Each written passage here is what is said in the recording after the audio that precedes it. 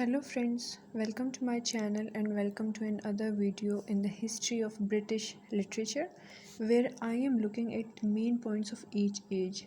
I am Sarah Mahmood and today we will discuss the Renaissance period.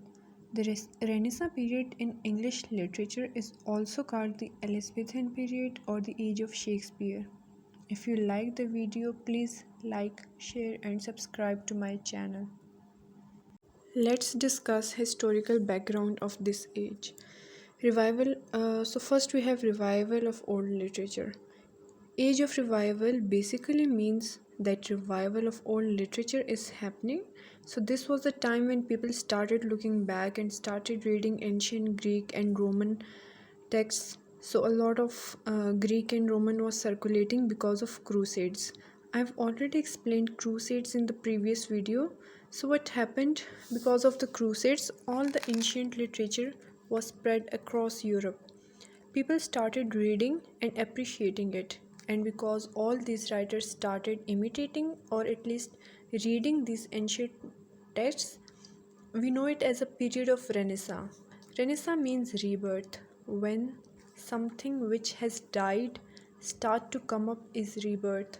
So all the Greek and Roman architecture, music, literature, everything died because Roman civilization collapsed somewhere around 1400 AD. That people started going back and looking at those works. So this is the reason why this age is known as Renaissance. Other important event was War of Roses. It was not only an external battle that England was fighting, but England was fighting an internal battle too, where two political houses were fighting against each other. One house was House of York and other house was House of Lancaster. Their fight was about who is going to take the throne. That was War of Roses.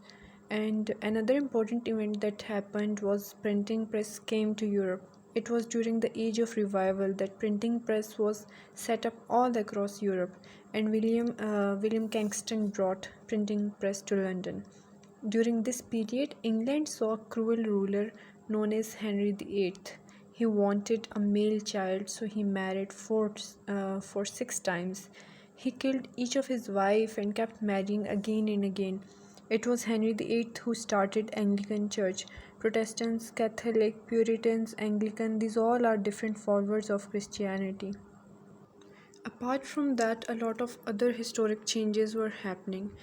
In Europe, there were countries who were sending people on voyages, and in one such voyage was America discovered. Columbus discovered America in 1942, and then Vasco da Gama discovered India in 1947.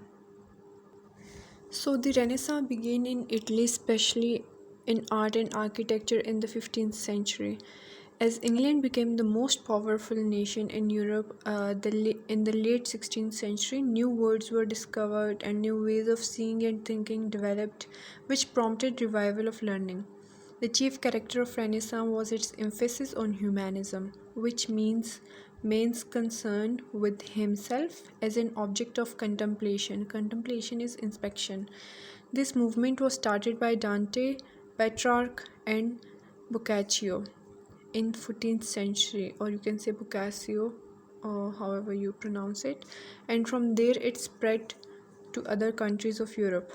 In England, it became popular during the Elizabethan period. This movement, which focused its interest on the proper study of mankind, had a number of subordinate trends.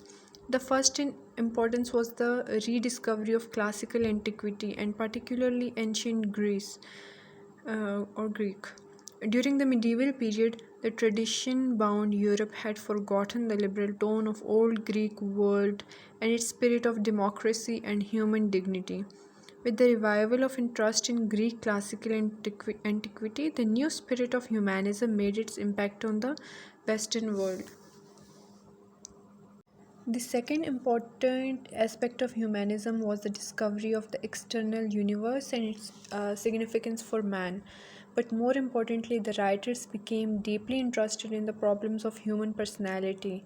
In the medieval morality plays, the were mostly personification, friendship, charity, sloth, wickedness, etc. But now, during the Elizabethan period, under the influence of humanism, the emphasis was laid on the qualities which distinguish one human being from another and give an individuality and uniqueness. Moreover, the revealing of the writer's own mind became full of interest. This tendency led to the rise of new literary form, the essay, which was used successfully by Bacon. In drama, Marlowe probed down into the deep recess of the human passion.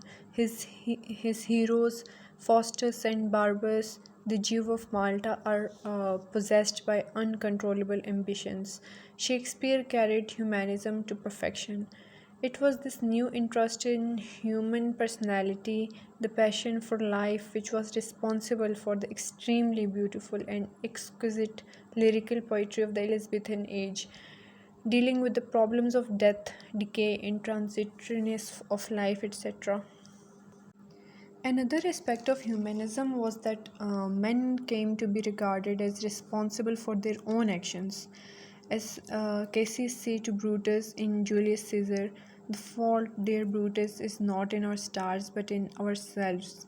We will discuss other characteristics of this age in the next video lecture. If you have any questions regarding this topic, you can ask in the comment section. Thanks for watching.